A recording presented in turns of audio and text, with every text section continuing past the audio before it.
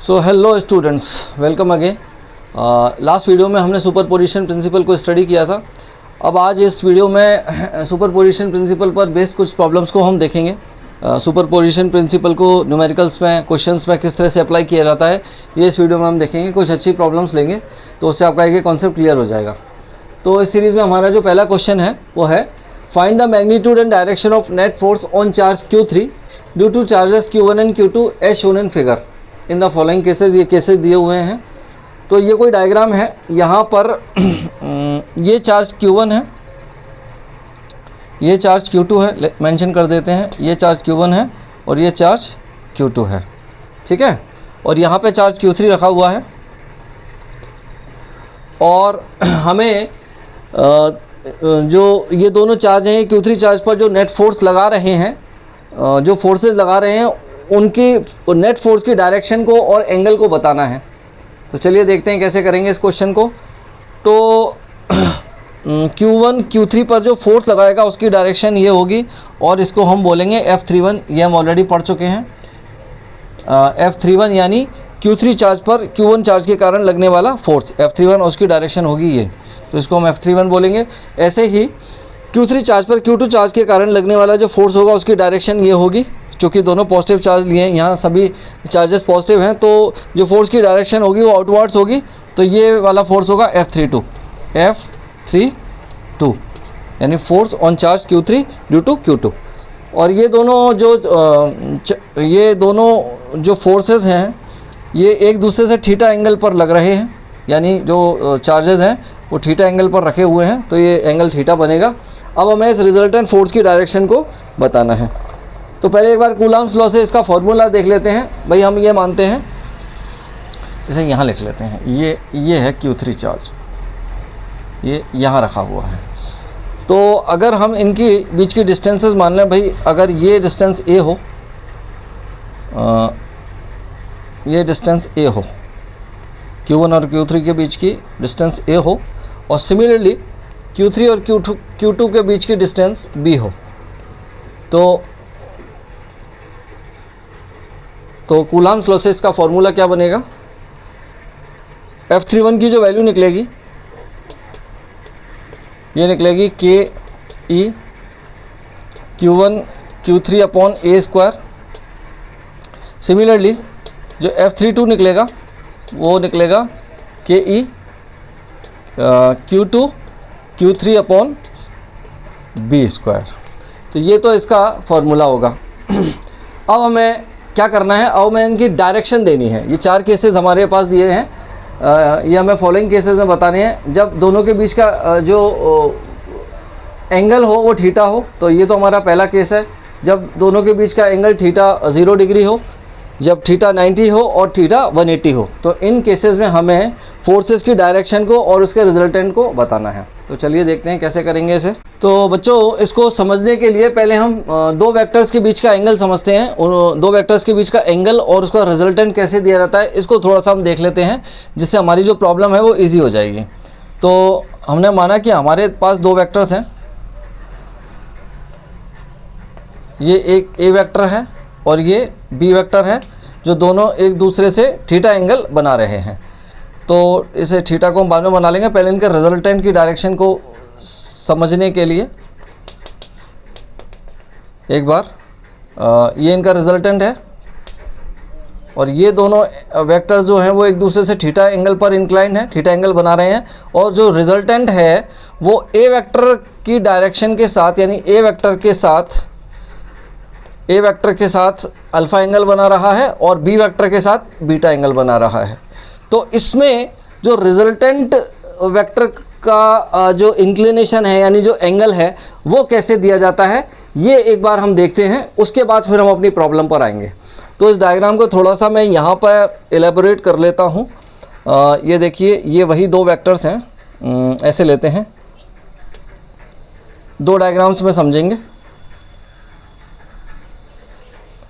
जिससे आपका कॉन्सेप्ट बिल्कुल क्लियर हो जाएगा। ये देखिए, ये वही आपका वेक्टर A है और ये वेक्टर B है और ये इसका रिजल्टेंट है। तो हम क्या करते हैं, इसको इससे मिलाते हैं और इसको इससे मिलाते हैं, ठीक है। पहले हम अल्फ़ा एंगल निकालेंगे। अल्फ़ा एंगल यानी ये वाला, यानी जो रिजल्टेंट है वो ए वेक्टर के साथ जो अल्फ़ा एंगल बना रहा है तो इसका tan अल्फ़ा बताएंगे, यानी ये जो रिजल्टेंट है इस ए वेक्टर के साथ कितने एंगल पर इंक्लाइंड है, पहले इसको निकालेंगे। तो इसके लिए बच्चों हम क्या करेंगे, अच्छा ये एंगल थीटा है आपका, ये एंगल जो है वो थीटा है, ठीक है। तो हम पहले इस पर एक परपेंडिकुलर डालते हैं, ये परपेंडिकुलर डाल दिया। अब इस बी वेक्टर का कंपोनेंट लेते हैं हम ए वेक्टर की डायरेक्शन में, बी वेक्टर का कंपोनेंट लेंगे हम ए वेक्टर की डायरेक्शन में। तो ये बी वेक्टर जो है ए वेक्टर के साथ थीटा एंगल बना रहा है, तो बी वेक्टर का जो कंपोनेंट आ जाएगा वो आ जाएगा B cos theta, B cos theta. जब बी कॉस थीटा ये हॉरिजॉन्टल वाली वैल्यू है तो इसके परपेंडिकुलर वैल्यू हो जाएगी B sine theta, B sine theta. तो देखिए यहाँ से अब बहुत इजी है। अब यहाँ से हम tan अल्फ़ा, क्योंकि ये जो ट्रिग्नोमेट्रिक रेशियोज होते हैं, ट्रिग्नोमेट्रिक वैल्यूज़ होती हैं, sine theta, cos theta, tan theta, ये हमेशा राइट एंगल ट्राइंगल में ही अप्लाई होती है। तो ये हमने क्या किया है यहाँ पे, यहाँ एक्चुअल में ये वाला ट्राइंगल जो था वो राइट एंगल नहीं बन रहा था, तो हमने पहले राइट एंगल ट्राइंगल बनाया है इसके लिए। तो यहाँ देखिए 90 डिग्री एंगल बन रहा है। तो अब यहाँ से इजीली एक तो इसकी रिजल्टेंट की वैल्यू दी जाएगी, रिजल्टेंट जो बनेगा दोनों वेक्टर्स का ये होगा √a² plus b² plus 2ab cos theta, और जो tan अल्फ़ा की वैल्यू आएगी ये आएगी परपेंडिकुलर, क्योंकि tan थीटा की जो वैल्यू होती है वो होती है perpendicular upon base. P Pandit Badri Prasad horror बोले में लास्ट वाली जो टर्म होती है वो P अपॉन बी आती है, तो परपेंडिकुलर अपॉन बेस। तो परपेंडिकुलर यहाँ पर हो रहा है बी साइन थीटा, तो हो जाएगा बी साइन थीटा, और बेस है अपना a plus B cos theta. A side यहाँ तक थी और बी साइड यहाँ तक आई है, बी का जो कंपोनेंट था, तो a plus B cos theta base हो जाएगा a plus B cos theta. तो ये तो पहले वाले डायग्राम के लिए रिजल्टेंट और एंगल है। ऐसे ही हम सेकेंड वाले डायग्राम के लिए भी बना लेते हैं। तो इसके लिए थोड़ा सा इसको आगे शिफ्ट कर देते हैं डायग्राम को। दो वेक्टर्स लेते हैं,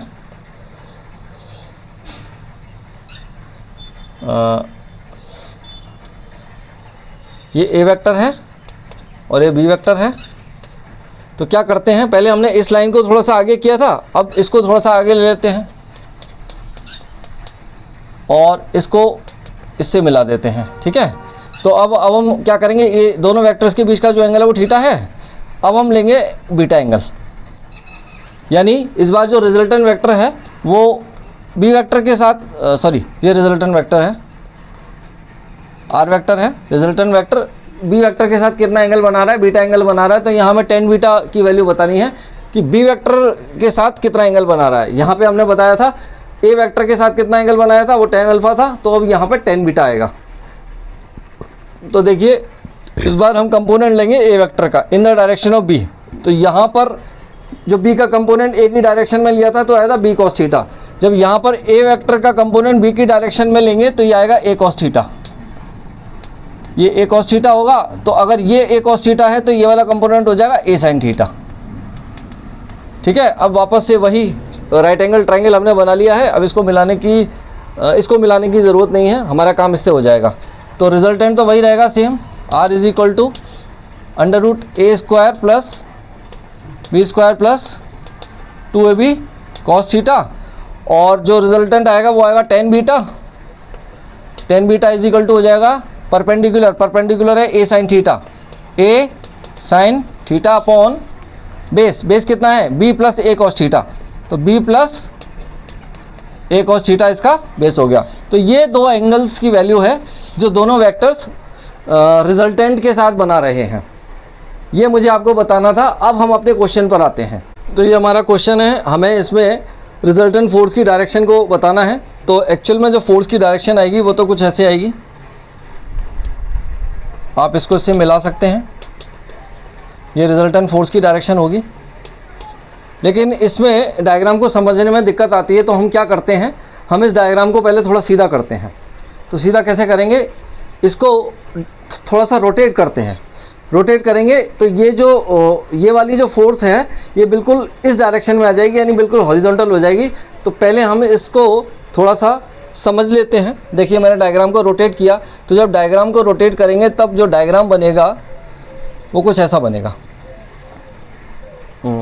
हाँ बिल्कुल सही है। तो देखिए F31 तो ये आ गया है, ये F31 है, और इसको थोड़ा सा और बड़ा कर लेते हैं। नहीं, समझने की कोशिश करिए मैं आपको क्या समझाना चाह रहा हूँ। हमने इस डायग्राम को थोड़ा सा रोटेट किया है, तो एक्चुअल में जो डायग्राम है वो ऐसा बना है। तो ये F32 है और ये F31 है। तो इसका जो रिजल्टेंट फोर्स जाएगा वो इस डायरेक्शन में जाएगा। हम इसको इससे मिला सकते हैं, थोड़ा बड़ा हो रहा है, हम मिला देते हैं और इसको इससे मिला देते हैं। तो ये F है आपका रिजल्टेंट फोर्स, और ये वही थीटा एंगल बना रहे हैं दोनों फोर्सेस एक दूसरे से, और ये हम मान लेते हैं tan अल्फ़ा है। ठीक है। तो अब हमें बताना है जो रिजल्टेंट फोर्स बनेगा वो कितना बनेगा। तो रिजल्टेंट फोर्स की जो वैल्यू आएगी बच्चों वो यही आएगी। फोर्स की जो वैल्यू आएगी ये दिया जाएगा √F31 का स्क्वायर प्लस F32 का स्क्वायर प्लस 2 F31 F32 और cos थीटा। ठीक है। और जो tan अल्फ़ा दिया जाएगा, tan अल्फ़ा सेम उसी ऑर्डर में उसी मैनर में देंगे जैसे हमने अभी आपको दो वेक्टर्स का जो एंगल बना के बताया था। तो जब इसका कंपोनेंट इसकी डायरेक्शन में लेंगे F32 का, तो यही परपेंडिकुलर बनाना पड़ेगा। ये परपेंडिकुलर बनाया और इसको लाइन को आगे बढ़ाया, तो F32 का कंपोनेंट F31 की डायरेक्शन में आएगा। तो ये हो जाएगा F32 cos थीटा, और इसका परपेंडिकुलर कंपोनेंट हो जाएगा F32 sin थीटा। तो जब इनमें एंगल की वैल्यू देनी होगी तो ये एंगल दिया जाएगा tan अल्फ़ा से, और tan अल्फ़ा की वैल्यू हो जाएगी यहाँ पर परपेंडिकुलर ये है F32 sin theta, F32 sin theta upon base कितना है F31 प्लस F32, क्योंकि बेस में दोनों लाइनें जुड़ेंगी, दोनों लाइनें ऐड होंगी। तो ये F31 plus F32 cos theta, ये इस एंगल की वैल्यू होगी। तो ये तो हमारा पहला आंसर है कि जब दोनों फोर्सेस एक दूसरे से थीटा एंगल बना रहे हैं, तो रिजल्टेंट फोर्स दिया जाएगा इस वैल्यू से। इसको मैं एक बार नीचे और क्लियर लिख देता हूँ। जो रिजल्टेंट फोर्स है उसको दिया जाएगा F is equal to √,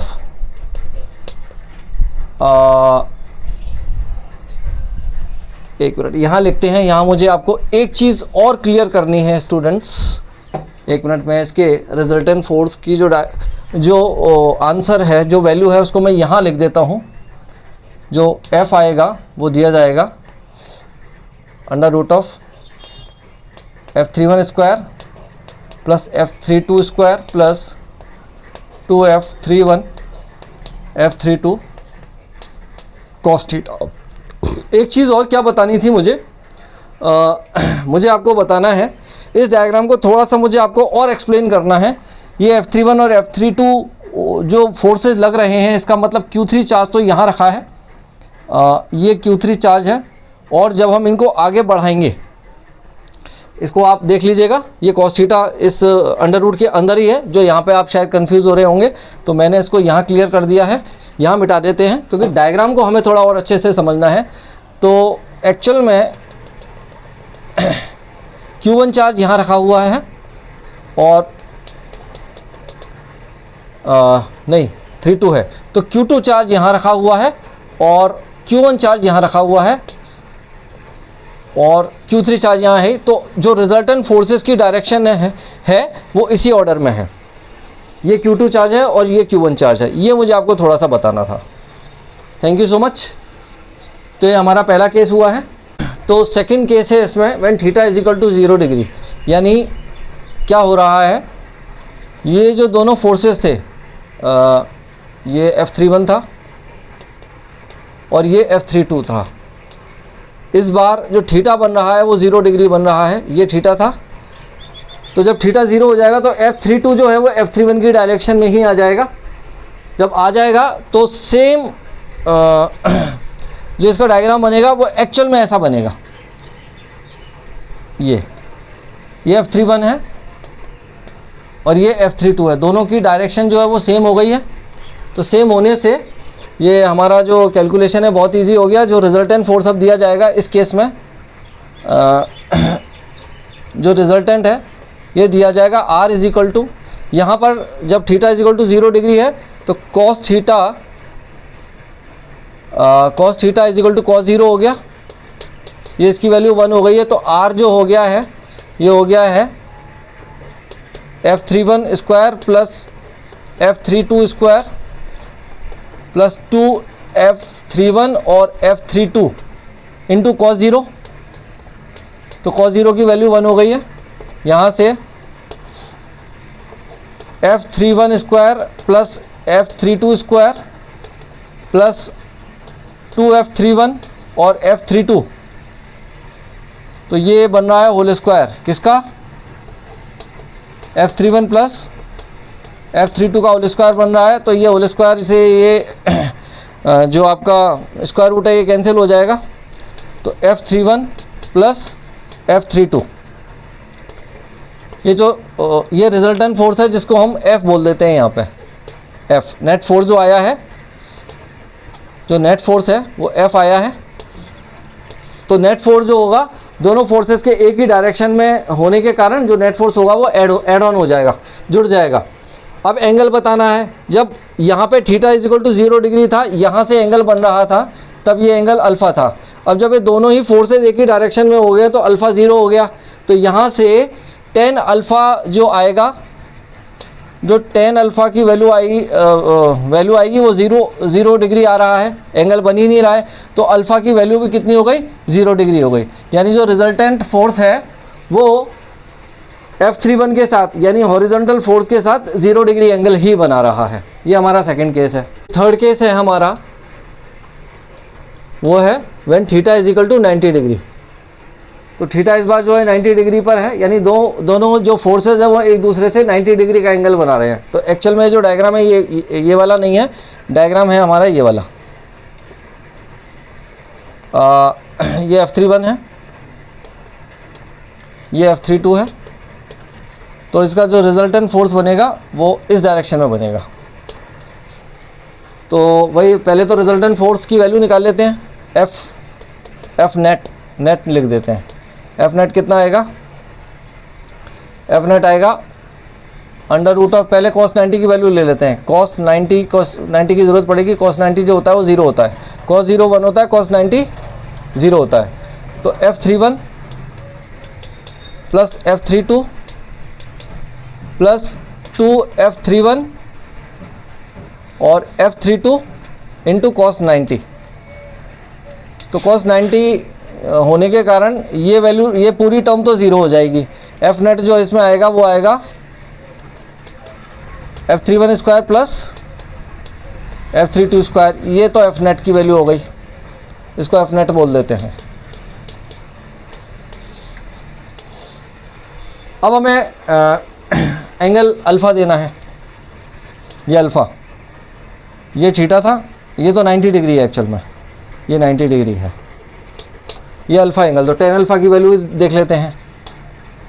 tan alpha जो फार्मूला था हमारा था वो था F32 sine theta, F32 sine theta upon F31 plus F32 cos theta.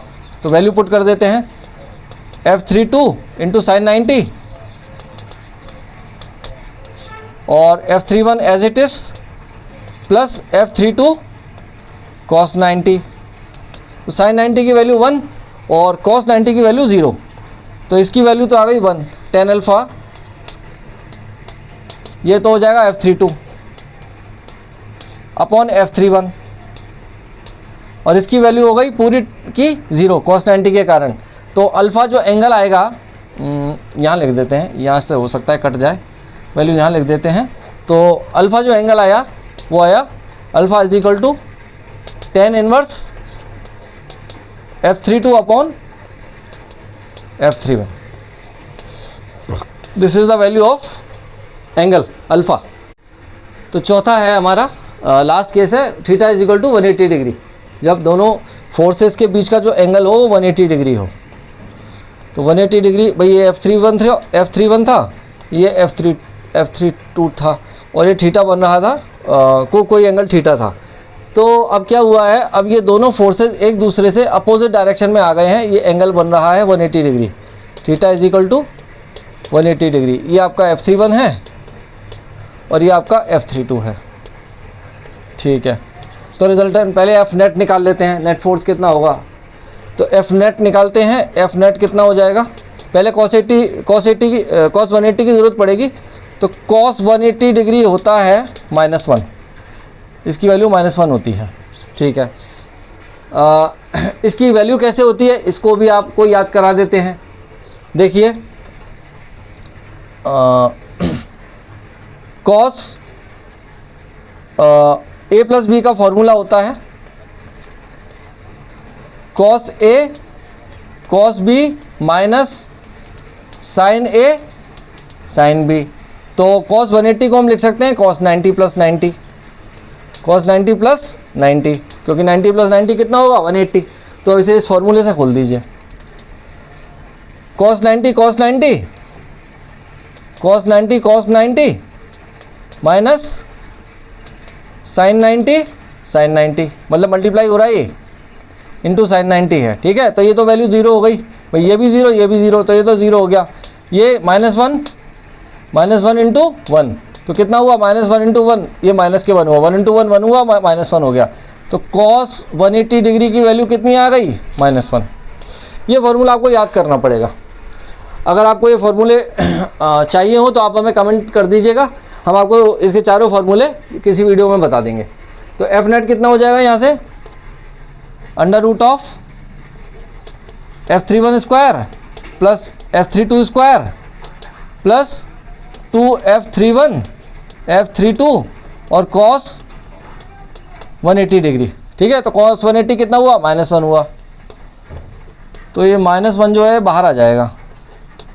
F31 square plus F32 square, अच्छा पूरा सॉल्व करना है, 2F31 F32 इंटू -1, ये -1 बाहर आ जाएगा. तो ये हो जाएगा F31 square plus F32 square minus 2F31 F32. तो देखिए होल स्क्वायर बन रहा है F31 माइनस F32 का, F31 माइनस F32 का होल स्क्वायर बन रहा है ये. या फिर इसे हम लिख सकते हैं, वी कैन, ये एक्चुअल में 2 का होल स्क्वायर बन रहा है, इसे F31 माइनस F32 का होल स्क्वायर भी लिख सकते हैं और F32 माइनस F31 का होल स्क्वायर भी लिख सकते हैं. डिपेंड्स कि कौन से फोर्स की वैल्यू ग्रेटर है, क्योंकि अगर इस फॉर्मूले को खोलेंगे तो भी यही वैल्यू आएगी और अगर इस फॉर्मूले से खोलेंगे तो भी यही वैल्यू आएगी. तो डिपेंड करता है कि कौन से फोर्स की वैल्यू ग्रेटर है. तो अगर इससे खोलेंगे तो ये आएगा F31 minus F32 only when F31 should be greater than to F32. और अगर इससे खोलते हैं तो ये आ जाएगा F32 minus F31 only when F32 should be greater than to F31.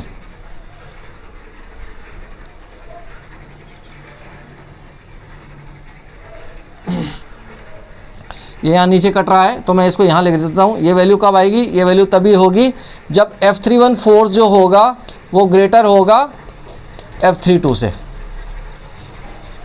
अगर ये वाला फोर्स F31 फोर्स बड़ा हुआ, ग्रेटर हुआ इससे, तो आंसर ये होगा F31 माइनस F32. और अगर वैल्यू ये होगी, अगर ये वाला फोर्स ग्रेटर होगा इससे, तो आंसर जो आएगा वो ये वाला आएगा. तो बच्चों यहाँ पे अब एंगल और बताना है इसका. जब theta is equal to 180 degree हो तो F नेट कितना आएगा, ये F31 है और ये F32 है. तो इनके बीच का अगर ये angle theta is equal to 180 degree है तो इनके बीच का जो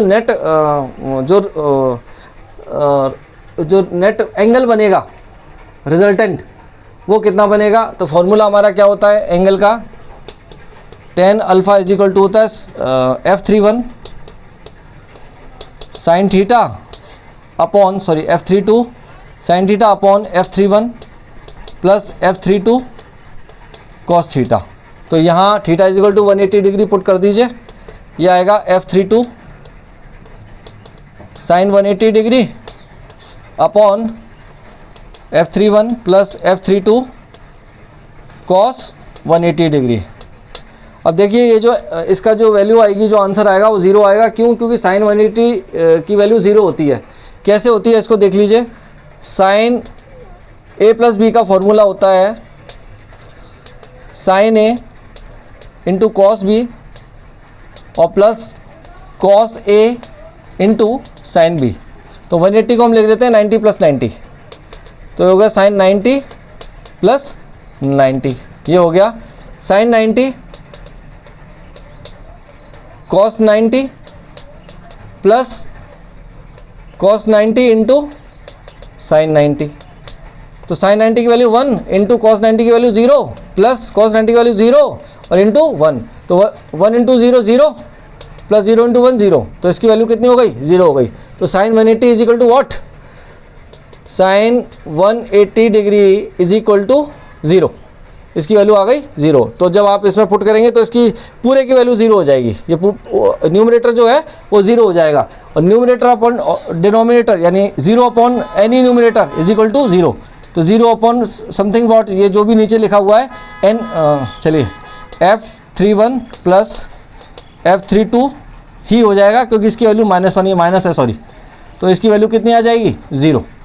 तो यहाँ से अल्फ़ा की वैल्यू आई 0 डिग्री। तो अल्फ़ा जो है दो केसेस में 0 आ रहा है, जब theta is equal to 0 degree था और जब theta is equal to 180 degree था। यानी जब दोनों फोर्सेस एक डायरेक्शन में थे और जब दोनों फोर्सेस अपोजिट डायरेक्शन में है, तब जो नेट फोर्स बनेगा, जो नेट एंगल बनेगा वो 0 डिग्री बनेगा।